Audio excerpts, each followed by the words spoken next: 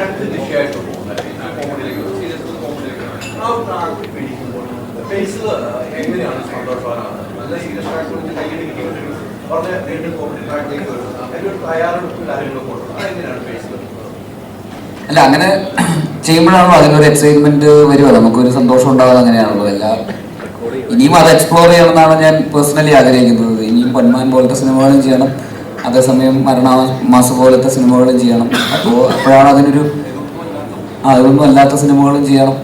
അപ്പോൾ അതെല്ലാം കൂടെ ഒരു മിക്സ് ഓഫ് എല്ലാം വരുമ്പോഴാണല്ലോ നമുക്കും ചെയ്യുന്ന ഇതൊരു അല്ലെങ്കിൽ ഇതൊരു മോണോട്ടോണസ് ഇതായിട്ട് മാത്രം നിൽക്കുമല്ലോ, ഒരേപോലെ തന്നെ എന്നുള്ള രീതിയിൽ നമുക്കും അത് ബോറടിക്കാൻ തുടങ്ങുമല്ലോ, കാണുന്നവർക്കും അത് ബുദ്ധിമുട്ടാവും. അപ്പോൾ അതുകൊണ്ട് പറ്റുന്ന പോലെയൊക്കെ നമുക്ക് പറ്റാവുന്ന പോലെയൊക്കെ ശ്രമിക്കുക. അഥവാ അത്തരത്തിലുള്ള വെറൈറ്റീസും വരുന്നവർക്കും കൊണ്ടുവരാനുള്ളൊരു മോട്ടിവേഷനും കൂടെ ആണല്ലോ. പൊന്മാൻ കാണുമ്പോഴാണ് അവർക്ക് ഓക്കെ ഇയാൾക്ക് ഇങ്ങനത്തെ റോളുകൾ ചെയ്യാൻ സ്കോപ്പുണ്ട്, അപ്പോൾ അങ്ങനത്തെ റോളുകൾ അവരും ആലോചിക്കുക. ഇല്ലെങ്കിൽ ചിലപ്പോൾ ഈ പറയുന്ന ഗുരുവായൂരമ്പല നടയിലോ നുണക്കുഴിയോ മരണമാസം എന്നൊക്കെ പറയുന്ന പോലത്തെ റോളുകൾ മാത്രമായിരിക്കും ചിലപ്പോൾ വരിക. അപ്പോൾ നമ്മളും അത് എക്സ്പ്ലോർ ചെയ്യാൻ ഓപ്പൺ ആകുമ്പോഴാണ് അവരും ഓപ്പൺ ആവുള്ളൂ, ഓഡിയൻസും അതിനനുസരിച്ചിട്ട് എക്സൈറ്റഡ് ആവുള്ളൂ.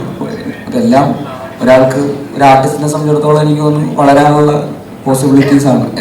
എല്ലാവർക്കും അങ്ങനെ തന്നെയാണ്. ഒരു ഡയറക്ടറാണെങ്കിലും നമ്മൾ ടെക്നീഷ്യൻ എന്നുള്ള രീതിയിൽ പല രീതിയിലുള്ള എക്സ്പെരിമെൻറ്റുകൾ ചെയ്യുമ്പോഴാണല്ലോ, പല രീതിയിലുള്ള ഓപ്ഷൻസ് ട്രൈ ചെയ്യുമ്പോഴാണല്ലോ നമ്മൾ വളരുക. അല്ലെങ്കിൽ ഒരേപോലത്തെ കംഫർട്ട് സോണിൽ തന്നെ അകത്ത് തന്നെ നിന്ന് പോകുമല്ലോ. തീർച്ചയായിട്ടും രണ്ടും വേണമെന്ന് എനിക്ക് തോന്നുന്നു, എല്ലാം വേണമെന്ന് എനിക്ക് തോന്നുന്നു.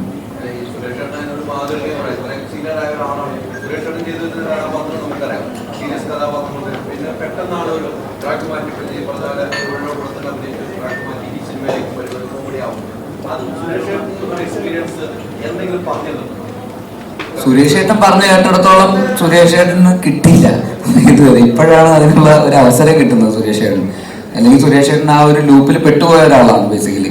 അതേപോലത്തെ റോളുകൾ ടൈപ്പ് കാസ്റ്റ് ചെയ്യപ്പെടുക, ഇങ്ങനൊരു തന്നെ കുറച്ച് കഥയൊക്കെ പറയുന്നുണ്ട്, അത് നിങ്ങൾ വേണമെങ്കിൽ പറഞ്ഞു.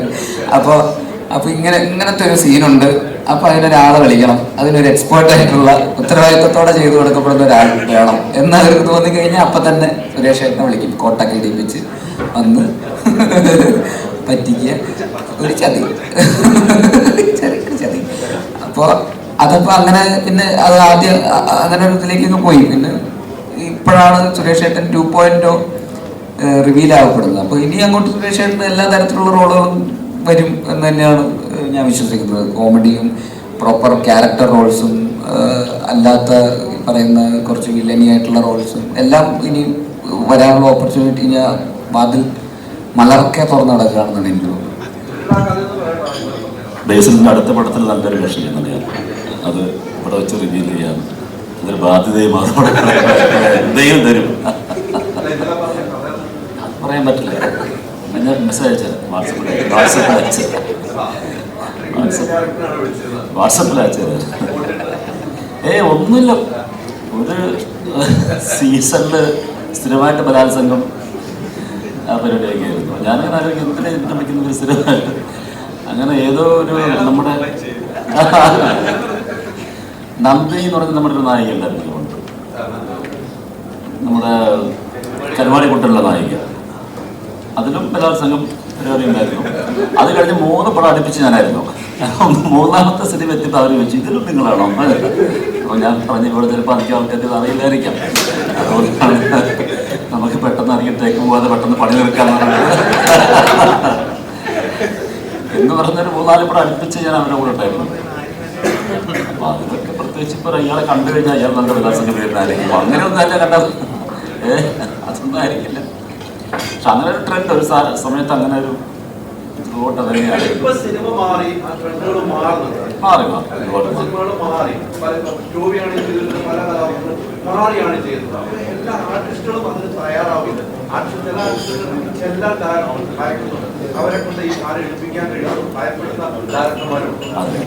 ആർട്ടിസ്റ്റ് തയ്യാറാവുന്നത് മാത്രമല്ല ഓഡിയൻസ് അക്സെപ്റ്റ് ചെയ്യുന്നുണ്ട് എന്നുള്ളതാണ് അതിൻ്റെ ഏറ്റവും വലിയ പോയിന്റ്. പണ്ടും എല്ലാ ആർട്ടിസ്റ്റിനും ആഗ്രഹം ഉണ്ടായിരിക്കും, പക്ഷെ ഒരു ഓഡിയൻസ് ഇയാൾ അക്സെപ്റ്റ് ചെയ്യുമോ എന്നുള്ളൊരു പേടി കാരണം പ്രൊഡ്യൂസർ അല്ലെങ്കിൽ ഡയറക്ടർ സമ്മതിക്കുന്നുണ്ടായിരിക്കും. അതായിരിക്കും സ്ഥിരം വില്ലൻ അല്ലെങ്കിൽ സ്ഥിരം ഫൈറ്റ് എന്നൊക്കെ പറഞ്ഞിട്ട് അത് തന്നെ മാറിപ്പോകുന്നത് അതുകൊണ്ടായിരിക്കും അങ്ങനെ ശ്രമിച്ചിട്ടില്ല. വില്ലൻ ക്യാരക്ടറെ കണ്ടുപിടിക്കാൻ ഒത്തിരി എഫേർട്ട് എടുക്കാൻ പറ്റാവുന്നതാണോ അതോ ഇയാൾ തന്നെ മതി അതാകുമ്പോൾ എനിക്ക് അധികം എഫേർട്ട് എടുക്കണ്ടല്ലോ എന്ന് എഴുതിയിട്ടാണോ ഒരാളെ തന്നെ ഇപ്പോഴും കണ്ടിന്യൂസ് ആയിട്ട് പിടിക്കുന്നത്? അതാണത് ഓഡിയൻസിന്റെ അക്സെപ്റ്റൻസി ഉണ്ട് ഇവർക്കുണ്ട് എന്നുള്ളത് കൊണ്ടായിരിക്കും. ഞങ്ങള് ജോണി ആന്റണിയുടെ ഒരു പടം തുറപ്പ് വരാനാണ്, അതിൽ അഭിനയിക്കുന്ന സമയത്ത് പട്ടണത്തിൽ ഭൂതം രാജൻ പി ദേവും ഞാനൊക്കെ ഉണ്ടായിരുന്നു. അപ്പോൾ ഞങ്ങൾ നല്ല രീതിയിൽ കാണിച്ചുകൊണ്ടിരിക്കുകയാണ്. ഏതോ ഒരു സീനിലാണ് ഞങ്ങൾ ഒരു വില്ലൻ ഷെയ്ഡിലേക്ക് ക്യാരക്ടേഴ്സ് മാറുന്നത്. അപ്പോൾ ജോണിയോട് ചോദിച്ചു, ജോണി അപ്പോൾ ഈ സീനിലായിരിക്കും ഓഡിയൻസ് അറിയുന്നത്, ഞങ്ങളായിരിക്കും ഇതിൻ്റെ പറയുന്നതല്ലേ? അപ്പോൾ ജോണി പറഞ്ഞു, ഞാൻ ശ്രമിച്ചുകൊണ്ടിരിക്കുകയാണ്, നിങ്ങളെ കാണിക്കുമ്പോൾ തന്നെ ഞാൻ ഇതുവരെ എങ്ങനെയും എത്തിക്കാൻ പറ്റുന്നത് ശ്രമിച്ചു നോക്കുക എന്ന് പറയുന്ന പോലെ ഓരോരുത്തർക്കും ഒരു ഇമേജ് ഉണ്ട്. ഇപ്പം അതൊക്കെ മാറി വരുന്നു. ഇപ്പോൾ ഓഡിയൻസ് എല്ലാവരും ചെയ്യുന്നുണ്ട്.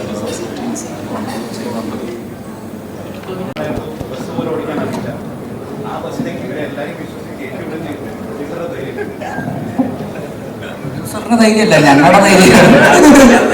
പ്രൊഡ്യൂസർ ഇവിടെ ഇല്ലല്ലോ.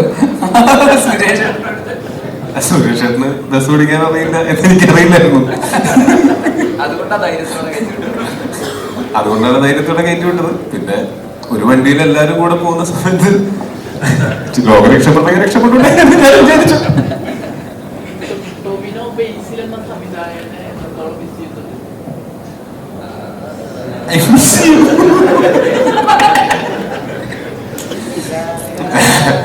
അത് അവിടെ സീരിയസ് നോട്ട് ഞങ്ങൾ തമ്മിൽ ഇതിനെ പറ്റി സംസാരിച്ചിട്ടുണ്ടായിരുന്നു.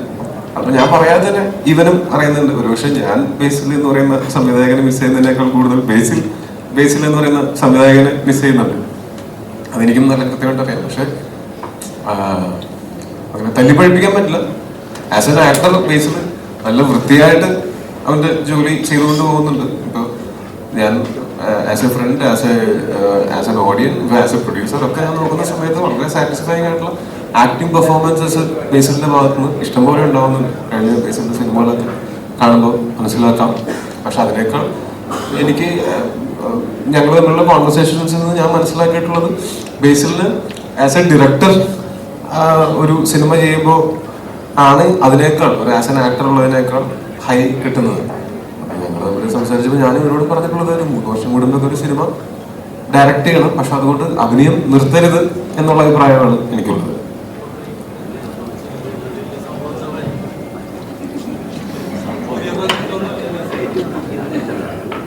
ഇല്ല, അത് എഴുത്ത് നടക്കുന്നു. കുറച്ച് 1-2 പെട്ടെന്ന് ഇതിന് തീരുമാനമാവുമെന്ന് പ്രതീക്ഷിക്കുന്നു.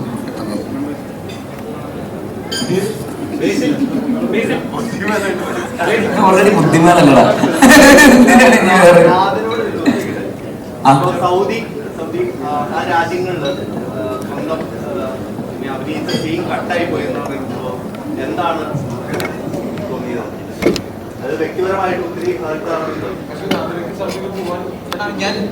ഞാൻ UAE-ലൊക്കെ സഞ്ചരിക്കുന്നതാണ്. പോകുന്നതിന് പ്രശ്നമില്ല, പക്ഷെ അത് വിഷമമുണ്ട്. എല്ലാവർക്കും ഉള്ളതുപോലെ തന്നെ എനിക്കും വിഷമമുണ്ടായി. പ്രത്യേകിച്ച് സിനിമ സീൻ കട്ട് ചെയ്താലും എങ്കിലും ടെലികാസ്റ്റ് റിലീസ് ചെയ്യപ്പെടണമായിരുന്നു എന്നുള്ളതായിരുന്നു. സ്വാഭാവികമായിട്ടും ടോനോചോല പറഞ്ഞതുപോലെ നമ്മൾ കുറച്ച് വർഷം കൂടെ കഴിഞ്ഞ് ഇത് മാറി ചിന്തിക്കുന്ന ഒരു അവസ്ഥയിലേക്ക് എത്തും. കാരണം വളരെ കുറച്ച് വർഷമായിട്ടുള്ള അവിടെ സ്ത്രീകൾക്ക് ഡ്രൈവിംഗ് ലൈസൻസ് കൊടുത്തു തുടങ്ങിയിട്ടുള്ളത്. അപ്പം അതിൻ്റെ ഒരു പുരോഗതി അല്ലെങ്കിൽ അതിൻ്റെ മാറ്റമൊക്കെ സംഭവിക്കുന്ന പ്രതീക്ഷയുണ്ട്. എനിക്ക് തോന്നുന്നു മറ്റെല്ലാ സ്ഥലത്തും വലിയ പ്രശ്നമൊന്നുമില്ലാതെ തന്നെ കടന്നു പോകുന്നുണ്ട് നമ്മൾ.